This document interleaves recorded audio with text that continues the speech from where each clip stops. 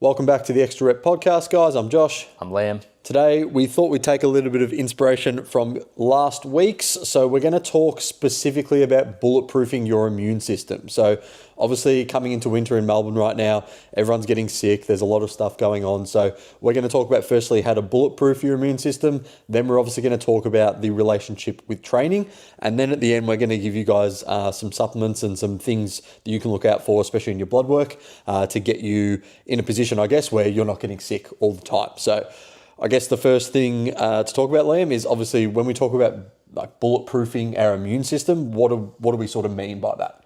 So we want to make it as strong as possible. We have a thing called a thymus gland, which is located right here, and it's right near the pec major. And it's a muscle, just like anything else. And over time, it can deplete if you are currently smashing yourself with a shit ton of volume in the gym, which is a real common one. I know so many clients previously, and I say previously because yes, I used to program different, and guilty as pleasure, I used to program a lot higher volume a couple of years back. But I had one client specifically, every 3 weeks he was getting sick, and he's like, what the hell? And yes, he had a newborn, daycare, all that stuff, you know, the cesspool of germs and everything. But even after that, he just noticed, he's like, I'm just so sick of this. And yes, he was an electrician doing night shift and all this stuff, but everything accumulated, right? Stress, and his body just couldn't handle like just a simple bacteria or pathogen that he was surrounded by. And it could have been someone from the gym, it could have been his newborn, it could have been not sleeping from work. So like anything comes into contact, your immune system is supposed to produce white blood cells and antibodies and all that stuff. And it comes into thyroid hormones we'll talk about later in the blood work stuff. But what actually happens there is you build a resilience. But as your thymus gland actually weakens, your immune system weakens and stress accumulates, and any pathogen that comes into contact with you, bang, you get hit. Yeah, I think going back to like, obviously what you've talked about with your client there, like there was probably 5 or 6 things there that we can probably start breaking down. So obviously like someone with a newborn, so I know we talk about it all the time, but it goes back to sleep, doesn't it? Like we're not sleeping, we're not recovering. So that's probably a massive one. Obviously new child daycare as well. There's obviously a lot going on there in terms of germs, and it's kind of weird because it's like kids probably, you know, almost need to catch germs, need to catch diseases to, like you talked about, build up those sort of antibodies. And then obviously we'll talk about training as well. But do you want to go just a bit more into, I guess, how we create antibodies and how we're able to, you know, I guess, minimize the effects of getting sick? Yeah, gotcha. So, well, when we talk about strengthening the immune system and producing those antibodies, so mainly our thyroid conversion does that, and then also our white blood cell count. So these are things you can measure on a blood test, but a lot of people, it gets misdiagnosed. I see some people have low white blood cell count, which makes up of 5 different types. Then some people have high white blood cell counts, showing that there's chronic inflammation or infection. And then thyroid hormones, because it is hormonal, can be a whole cascade of things. It can relate to training stimulation. Your thyroid antibodies could be high because you have, you know, high oxidative stress from inflammation from the training response. Or it could be something like an environmental seasonal allergy or a dust allergy or something like that. So there's so many different things, and this is why we always go asymptomatic and find out, you know, through a system form of like, hey, you know, what symptoms are you currently experiencing? You know, is it every couple of weeks? Is it once a month? Is it this time of the month you get sick? And you can do a bit of deep diving from there. But if we're talking about strengthening it, lifestyle, supplements, hydration, good quality sleep, which does fall under lifestyle, and we'll get to the supplements in a bit. I know that's probably what a lot of people listening are just want to know. What do I take when I'm sick and how do I get better? We do have an immune system protocol. I wrote up one last year that I gave to Josh because even yourself, you noticed you were getting sick all the time. Yeah. I think one thing to mention as well that we probably haven't is Liam did a post on going to the dentist. And literally it took that post for me to be like, I need to go too, because I'd been in years. And then I was like, there was all sorts of stuff wrong. Nothing crazy, just need a couple of fillings and fix up some stuff. But probably last maybe 6 months to a year, I've been getting really sick all of the time. And that's why I've got an infrared sauna and been really looking at all this. But I was talking to the dentist and she was basically like, I could strongly believe that a major contributor would be coming from your teeth, especially like the one, I've got one in the back that just needs to be filled like a lot. And she's like, I guarantee you like all vitamins, minerals that's going into that sort of like black hole. So she's like, until we patch that, your body can't fight off, the infection if it's worried about an infection that's already, through your mouth and through your saliva, which I thought was really interesting and something that people don't realize. Yep, the oral microbiome. A lot of people don't realize, like, our teeth tell us a lot of things. It links to a lot of meridians in our body. It links to our gut, because think about it, right? The oral microbiome goes straight into the gut microbiome. Where do we start to eat our food? Up here. Saliva is the first thing that breaks down and absorbs the nutrients, then it goes straight into the stomach acid. So a tip for you, I'll give you this one live, and then all the people listening, if you're worried about bacteria buildup there, sometimes brushing it and flossing just ain't gonna cut it. What you can do is you can get colloidal silver, and it's cheap, it's really good binder, just gets rid of a whole bunch of shit. What you can do is get a tablespoon, just put it in your mouth, swish it around your mouth, and then just spit it out. Do that once or twice a day after brushing your teeth, and all the bad bacterial buildup just helps get rid of it. Yeah. I think obviously, like, you know, your basic stuff like, you know, tongue scraper, they gave me like a mousse to put on my teeth as well, which was basically just help with more, probably not so much the bacterial stuff. I think it'd be more the stuff in relation to, actually your teeth and sensitivity and keeping strong gums. And she mentioned something about calcium as well, because long story short, I got fluoride patches on the teeth when I had pneumonia when I was younger. Yep. So that's something that as well that, you know, there's probably, like I said, a loss of calcium there, which is quite interesting. So she was like, generally people with, like sort of bad teeth or whatever, it's like not much calcium or not much magnesium. Yep. And she finds those two are really, really sort of critical, especially when infections start, like I said, from the mouth. And there's a real easy way to fix it, and it is in the immune protocol. It's supplementing with vitamin D, K2. Helps absorb calcium and actually gets it out of things like the plaque, because I'm sorry, not the plaque, the arteries where plaque builds up. Because if you aren't absorbing calcium, what happens? It converts to plaque and starts storing, which can be risk for a lot of things. Yeah. Yes, it can affect the immune system. Yes, it can affect the heart. And a lot of people notice they have plaquing on the back of their teeth and they constantly get it. Usually it's a result of biofilms and negative gram bacteria, and that's a whole nother podcast in terms of fixing that, because it is different with everyone. But yeah, honestly, vitamin D, K2. Interesting. So I think like we'll obviously talk, I just want to dive a bit more back into training and like training stimulus before we sort of, you know, go down the supplement route, because, you know, everyone's going to be like, oh, okay, that's fine. What's the supplement? What's the easiest fix? But, you know, if you don't fix these lifestyle factors first, if you aren't sleeping well, having good nutrition, looking after your micronutrition, and obviously training effectively, then that's going to go down the route. Just a quick side tangent. Why is it that so many people generally get sick going into winter as opposed to summer? I would actually say it's less vitamin D. Yeah. And also less sweating, because you sweat a lot in summer, and this is why we go to the infrared sauna, because infrared light's so good. It helps with melatonin production, which is a powerful antioxidant in the body, which does clean up the immune system. But sweating really helps detoxify the body and sweat out certain toxins. We sweat a lot less in winter. Yeah. I think that's the reason why I got the infrared sauna as well. Like obviously from a lifestyle standpoint of being able to chill out and read a book. But then obviously, like I said, from the sickness standpoint, so it's that double whammy there, and, you know, I'd say it's already paid for itself. But we'll go back to, like I said, training volume. Yep. So I guess with training volume, it's hard because everyone's going to be different with training volume, right? You can put a certain amount of parameters of sets per week and things like that, but there are going to be people who, like I said, might have a newborn and an extremely stressful job at work, and then there might be someone who has absolutely nothing to worry about and they're always less stressed and happy living at home with mum and dad, and they're just chilling, you know, living the life. So what would sort of be the differences between the two, I guess? Exactly what you mentioned, managing volume. I mean, lifestyle factors obviously come into play, but yeah, managing volume, like if you're doing too much excess volume, it is taking a tax on your recovery. And if you're under-recovered, then you're immune compromised. And then also if you're going to a place like the gym where, let's face it, people selfishly train when they're coughing, they're sniffling, they're sick, and I see it all the time. And, you know, you should be heightened there, especially when people are sweating. But yeah, that's really it. It's a management of volume. Yeah, interesting.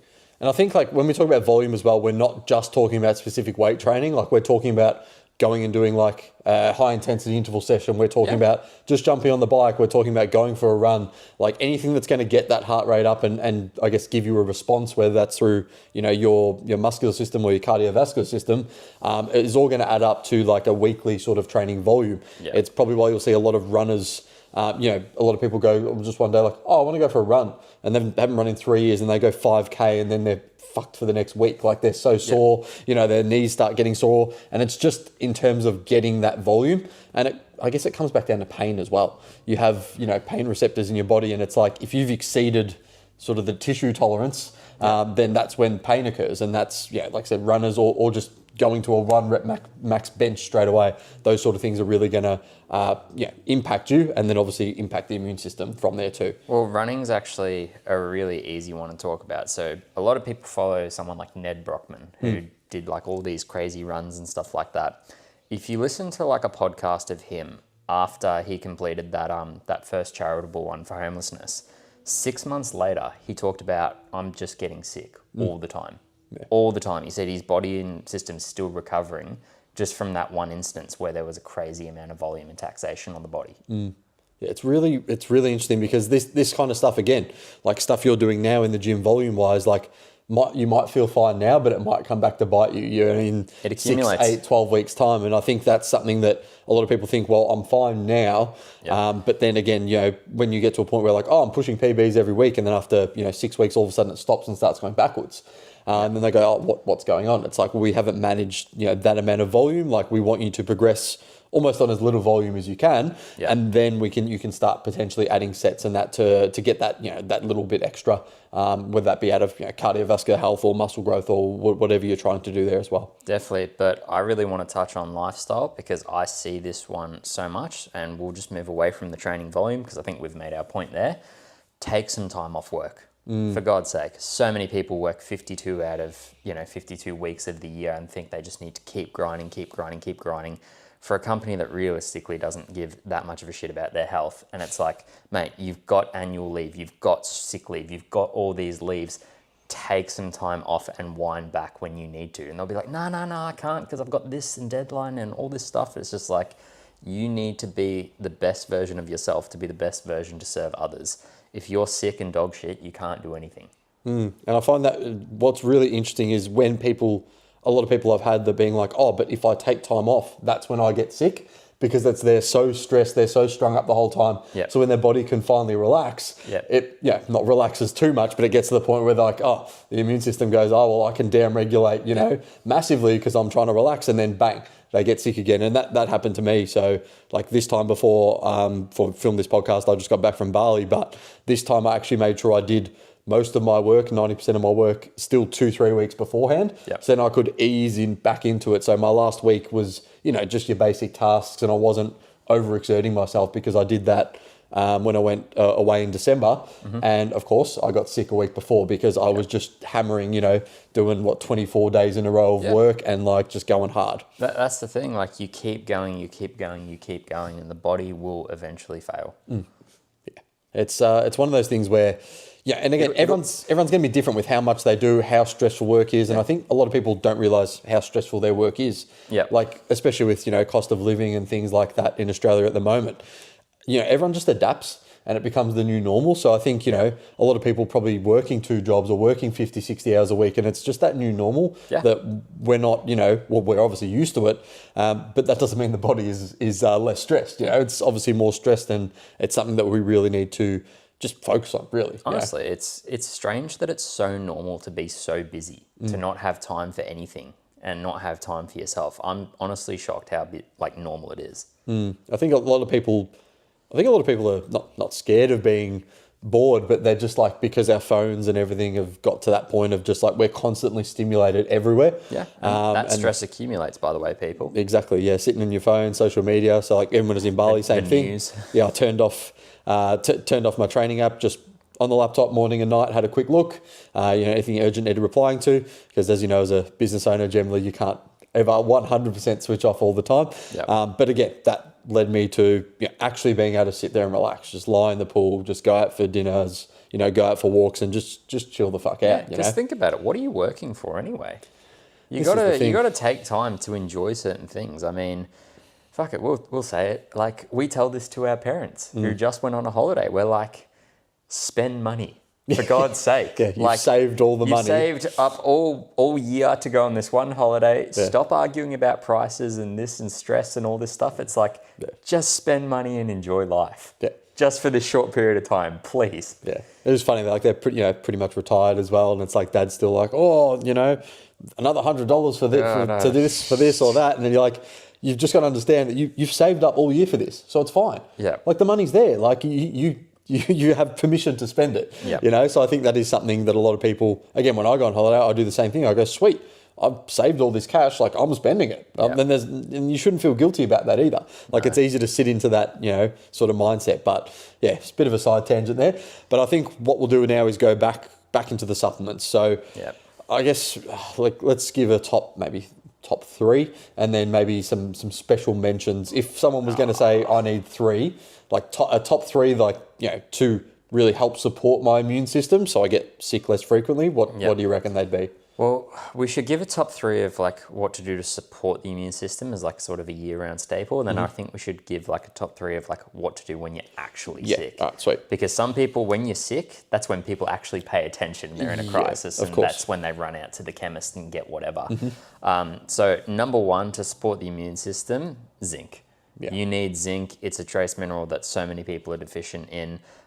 Zinc sustained by bioceuticals. It's mixed with magnesium, vitamin B6 to help it absorb. It's really good.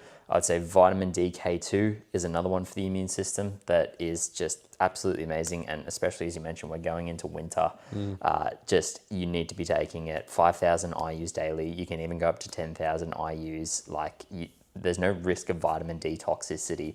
I know some people talk about that in terms of supplemental form, and just make sure you consume it with fats because it's a fat soluble vitamin. The third one, there's actually quite a few that I want to list here, but I'll give it to ginger just because it's such a cheap, easy supplement. It's not necessarily even a supplement. I guess it's a food. Yeah.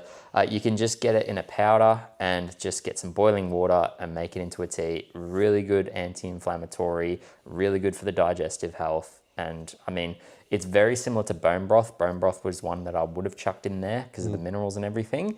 But yeah, bone broth and ginger, just something hot to drink. Yeah, take perfect. It. I think it's like even going back to vitamin D, like if you don't live in Melbourne like us, like just getting out, getting as much vitamin D as you can, like, there won't be as much need to take the vitamin DK2 supplement, but getting into winter, like it starts to become probably a lot more important for us. And most people are spending more time indoors anyway. So I think just as a general rule, most people will probably be slightly deficient in vitamin D. It's probably something you'd see on the markers, probably just nearly more than anything, or just up there in the top 3. Yeah, I mean, well, interestingly enough, like, to play devil's advocate, some people get tested because they're low in energy and stuff and they think it's their vitamin D. It's actually not their vitamin D. It's all these other things, but we don't need to talk about that. Not in this one anyway. Not in this one. All right, so if we're sick, what are your top 3 to get you going straight away? So once you're sick, N-acetylcysteine is absolutely amazing. NAC, you can take, I've even seen high doses up to 5,000 milligrams. Like for people, for example, a standard dose is 600 milligrams. What that does is it's the precursor to glutathione, which is the body's master antioxidant. So if you've got something in there, it'll help flush it out and it will support the liver. Next, our favorite, liposomal vitamin C. An absolute staple. It's not something you need to take year round, but when you're sick, it is an absolute lifesaver. Can you explain why, like, if say someone's like, oh, why do I need the liposomal one? Why can't I just take a vitamin C or chew a tablet? So absorbic acid vitamin C, you pee it out pretty much. It's a water-soluble vitamin. A lot of people just take vitamin C and don't realize they're not even absorbing it properly and it's just going out. Liposomal vitamin C crosses the blood-brain barrier and you absorb it straight into your glands under your tongue. Doesn't break down in stomach acid or anything like that, so it goes straight into the system. Interesting. Would you say, like, if someone was going to get vitamin C from, like, say oranges or something like that, is there anything you'd like pair that with to increase the absorption, if that makes sense? No, you'd actually get, if you're taking it in oranges and drinking orange juice, like you've got enough fiber and the rest of the nutrients to actually absorb it. Yeah, cool, sweet. Last one, what would you recommend?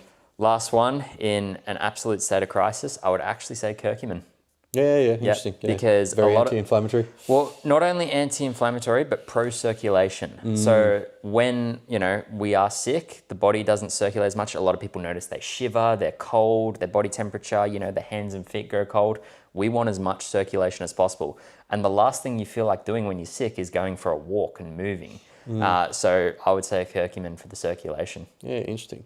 I would like to add, probably a lot of people use it in Australia, but just your general Armour Force is quite good as well. Which is by Bioceuticals, by the way. Yeah, so Bioceuticals Armour Force. If I ever feel myself slightly being sick, I'm jumping straight into the infrared sauna, double dosing liposomal C and double dosing some Armour Force. And then, if I can get some ginger in my meals and things like that as well, or any extra vitamin C, like I'll be absolutely smashing it, because generally speaking, if you feel it, like you feel that tiny bit of, sore throat or a tiny bit of something, I think the take home message is to get ahead of it.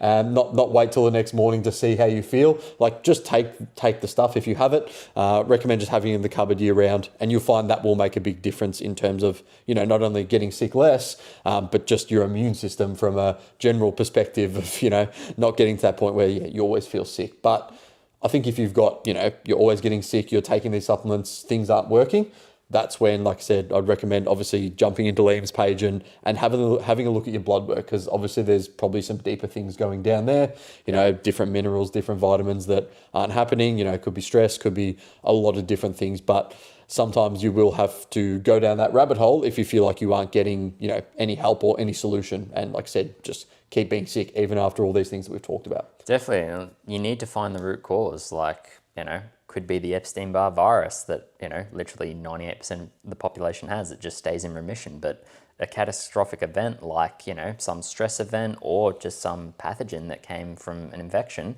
can reactivate it. And then you're like, why am I sick and tired all the time? It's like you can identify it in blood work and it can help. Yeah, for sure. I think that's it for today, guys. Should be really, really useful for you guys coming into winter in terms of getting sickness. I got one more thing. Just on the last touch of lifestyle, in terms of supplements and stuff, if you want to get this stuff through food, the highest thing of vitamin C is just eat your veggies. Yeah, I think a lot of people don't realize that. With that. Yeah, it's like just cook and eat your veggies, have multiple servings every single day, and you should be sweet. You shouldn't really have to supplement unless you catch something. Yeah, so instead of just orange juice, trying to slam orange juice, guys, think about vegetables first, and then, potentially some oranges on the side or orange juice on the side if you need. And blueberries. Get them in. Yeah, antioxidant, very good as well. All right, thanks guys, really appreciate it. Again, if you guys want any more help from us, you can grab us on our Instagrams at Action Fitness Nutrition or at Coach Liam C. Murphy. But until then, we'll see you guys in the next podcast. See you guys.